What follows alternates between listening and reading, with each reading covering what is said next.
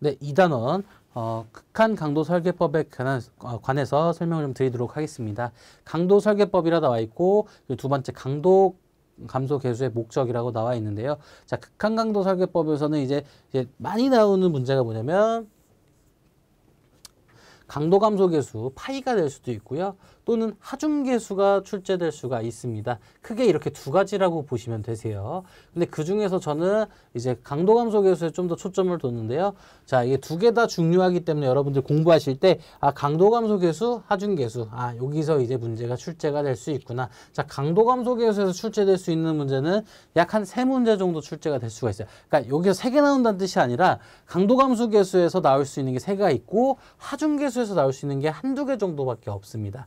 아시겠죠? 이런 식으로 좀 기억을 해두시면 좋을 것 같아요. 자, 예상되는 모든 하중에 구조물이 저항할 수 있도록 설계되어야 한다는 원칙에 근거를 두고 있다. 자, 여러분들 교재 2단원 딱 보시면 2단원부터 갑자기 내가 모르는 말이 막 튀어나오고 갑자기 공식들이 튀어나올 수도 있어요. 너무 어렵게 생각하지 마시고, 자, 우리 이제 모멘트라는 게 있습니다. 이게 어떻게 보면은 공식 모멘트라고 될 수가 있는데, 자, 우리는 이거를 어떻게 설계를 해야 될 거냐라고 설명을 좀 드리는 건데, 자, 앞에 강도 감소 계수 파이라는 게 붙으면 파이 mn이 되겠죠, 여러분들. 그렇죠?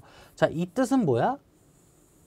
자, 파이라는 뜻이 붙으면은 설계라고 보셔도 되세요. 그러면 공칭 흰 강도고 파이 mn은 보다 설계 흰 강도다, 이렇게 설명을 좀 드릴 수가 있는데, 자, 그리고 또 어떤 부등호 크기가 나와 있냐면 또 MU라는 부등호 크기가 나와 있을 겁니다. 자, MU는 뭐냐면 옛날에 얼티메이트라 해가지고 극한이라고 표현을 많이 했어.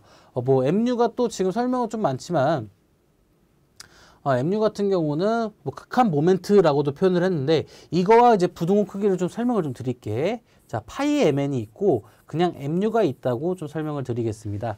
자, 이거의 크기를 비교해라 그러면 무조건 이렇게 표현을 하는 게 좋아요. 이거 어떻게 보면 1단원에서 좀 설명을 좀 드린 걸 수도 있는데, 설계 흰 강도가 왜 MU보다 크거나 같아야 되죠? 설명을 해주세요. 자, 이것 또한 마찬가지로 우리가 어떤 건물을 설계를 했다고 칩시다. 지우고 우리가 어떤 건물을 설계를 했어요. 이런 식으로.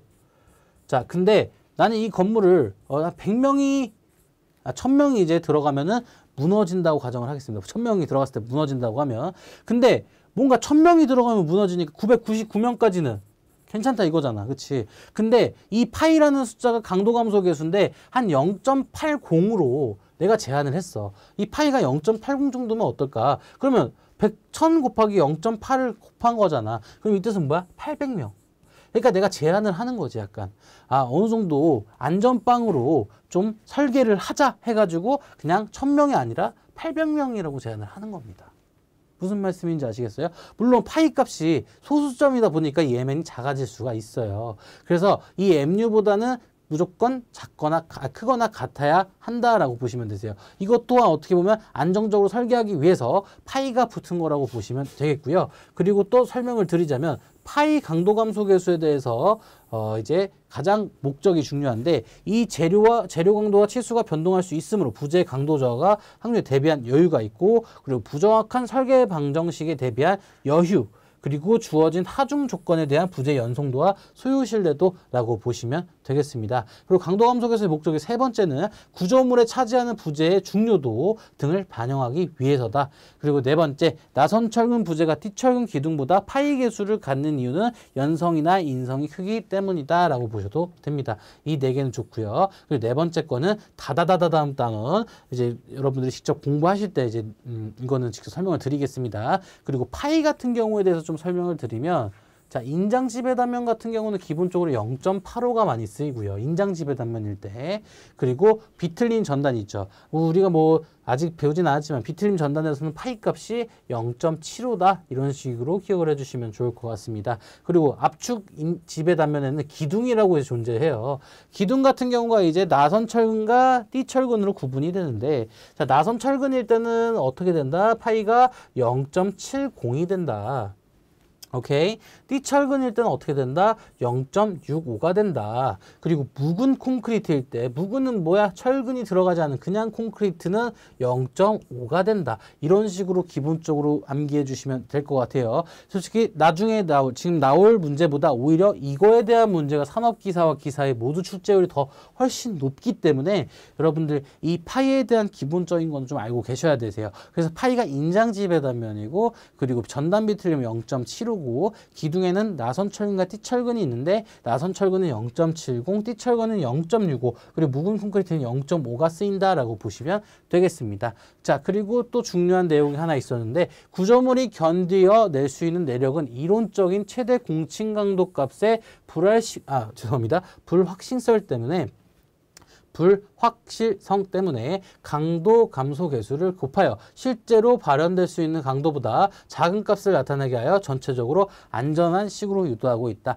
제가 뭐 1000명 막 그런 예를 들었는데 이런 식으로 좀 쉽게 설명을 드리려고 말씀을 드린 거예요. 아시겠죠? 그래서 이런 식으로 문제가 출제가 될 수 있고, 그리고 또 푸는 문제가 딱 간단하게 한 문제가 있는데 그거는 이제 나중에 여러분들 직접 공부하실 때 배우시면 되겠고, 그리고 강도 감소 계수 아까 세 문제 나온다 그랬는데 그게 아까 한 문제고, 그리고 아까 제가 파이 그 값 설명한 거 있잖아요. 그죠? 그게 두 번째고, 세 번째가 강도 감소 계수의 목적에 대해서 틀린 것을 고르시오라고 나오는 문제. 이렇게 세 개가 출제가 될 수 있습니다. 그래서 강도 감소 계수의 목적 같은 경우는 자, 좀 이런 정의 설명에 대한 문제는 하중 또는 하중 또는이 아니라 초과 하중이라는 말이 들어가면 틀렸다고 보시면 되세요. 좀 약간 팁 아닌 팁인데, 자, 강도 감소 계수 자체는 하중과 멀어요. 하중 계수의 초과 하중에 대한 설명은 바로 하중 계수에서 나오기 때문에 갑자기 막 강도 감소 계수에 대한 설명을 하고 있는데 뭐 초과 하중, 뭐 하중에 대한 얘기를 좀 집착적으로 한다. 이러면 이건 보다 틀린 말이에요. 아시겠죠? 되게 맞는 말 같지만 초과 하중이란 말은 하중 계수에서 직접 설명을 하고 있기 때문에 강도 감소 계수와는 약간 거리가 멀다라고 보시면 되겠습니다. 자, 그러면 문제를 한번 볼 텐데요. 자, 출제율은 그래도 괜찮은 편입니다. 자, 강도설계법에서 강도 감소 계수를 규정하고 있는 목적이 아닌 것을 고르시오라고 되어 있는데, 자, 재료 강도와 치수가 변동할 수 있으므로, 그쵸? 부재의 강도 저하 확률에 대비한 여유를 반영하기 위해서. 자, 이거 두 번째 문장이었죠. 그래서 첫 번째, 부정확한 설계 방정식에 대한, 대비한 여유를 반영하기 위해서. 자, 됐습니다. 구조물에 차지하는 부재의 중요도 등을 반영하기 위해서. 이것도 맞는 말이고요. 자, 하중의 변경. 구조 해석할 때의 가정 및 계산의 단순화로 인해 약이 될지 모르는 초과 하중을 대비한 여유를 반영하기 위해서. 자, 맞는 말이에요. 자체는 맞는 말인데 이건 뭐야? 강도 감소 계수에 대한 문제가 아니라 하중 계수에 대한 설명이기 때문에 틀렸다는 겁니다. 아시겠죠? 자, 이거는 강도 감소 계수와는 거리가 좀 멀다라고 보시면 되겠고요. 그래서 목적이 아닌 것을 고르기 때문에 정답은 몇 번이다? 4번은 하중 계수에 대한 목적이다가 되겠습니다.